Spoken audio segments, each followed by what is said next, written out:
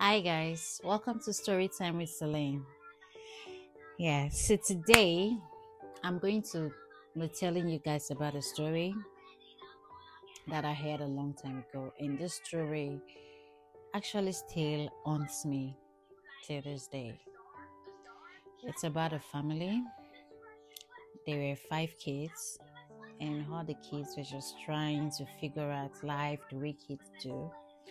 The oldest was a girl. Her name was Rachael, and she was 12 years old. But then you'd think that she was grown because she was the kind of child parents depended on. She was mature, responsible, maybe too responsible actually.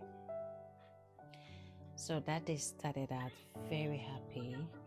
The the kids were very excited because their mom's friend came over to visit, and you know how kids get when a guest arrived. They were buzzing with excitement, although around her like she was some form of royalty.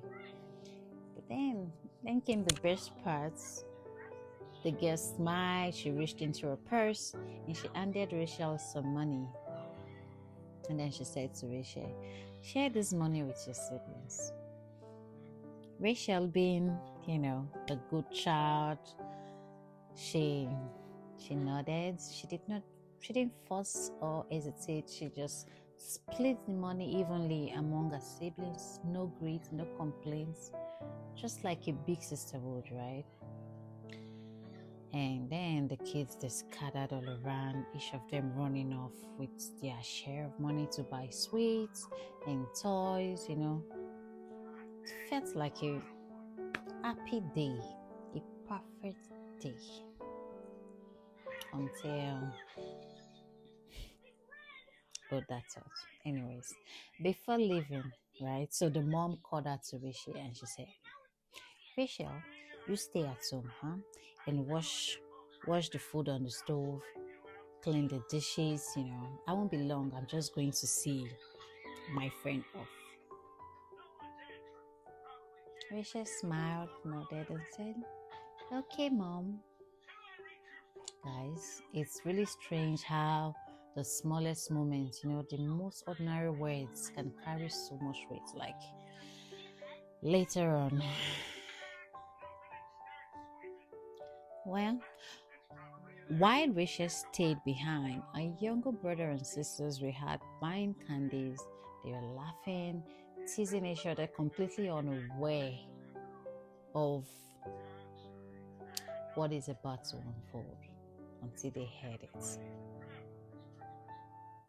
People were running all around, people were screaming. There was this mad chaos. People were frantic, running past each other like panic. You see panic in their eyes as they were running. What's happening? The little sister asked, holding on to a bag of candies that she just got, right? And then the brother replied, I don't know. He smiled. He smiled. It wasn't smiling. His smile was literally fading. And I said, I don't know. They were curious. They wanted to know what was going on. So they followed the crowd. And that was when they saw it. It was their house, their home. It was swallowed up in flames. Smoke poured out of the windows, twisting into the sky like dark fingers. The fire crackled and hissed like it was alive. And it was at that moment it hit them. Rachel's insides screamed the brother. But there was nothing they could do. But just at that moment, the mother arrived, and when she saw the fire, right? Oh my gosh, I can't even imagine the kind of pain that must have shot through her heart. When she saw the fire, she screamed, those raw, guttural sounds that seemed like the earth was shaking. That was the kind of sound she let out. My child, my baby, Rachael, she's inside. So she started running towards the house. She was running towards the house. The neighbors held on to her. They grabbed her and they held her back. Please don't go in. They said they were begging her, literally begging her not to go in. Then, out of nowhere, a man just came and stepped forward and said, I'm going in, I'm going to get her, I'll bring her back, I will find her. Then he ran straight into the burning house.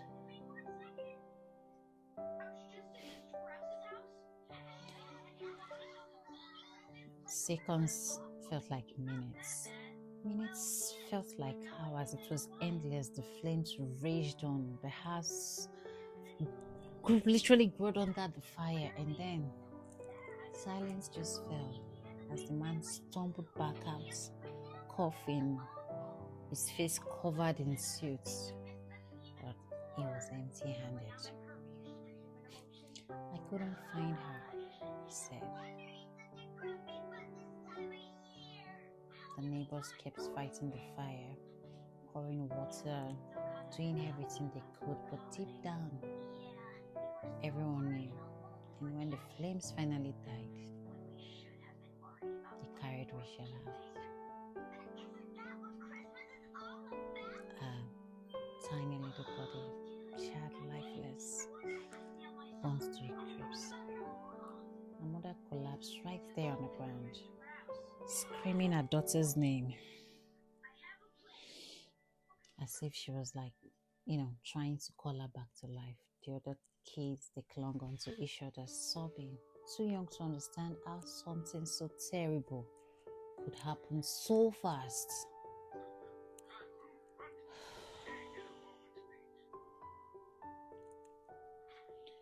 Guys, Rachael was only 12 years old, just a child who did what her mom asked her, left alone with a responsibility too big for her small shoulders.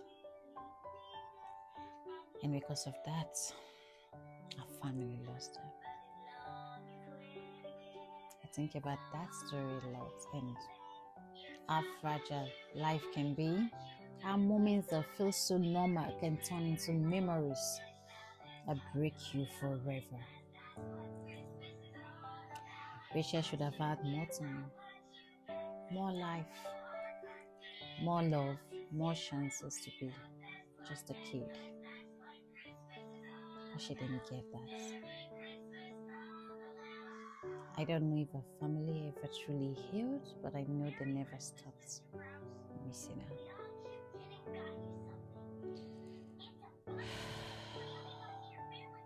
And honestly, I don't think they ever will.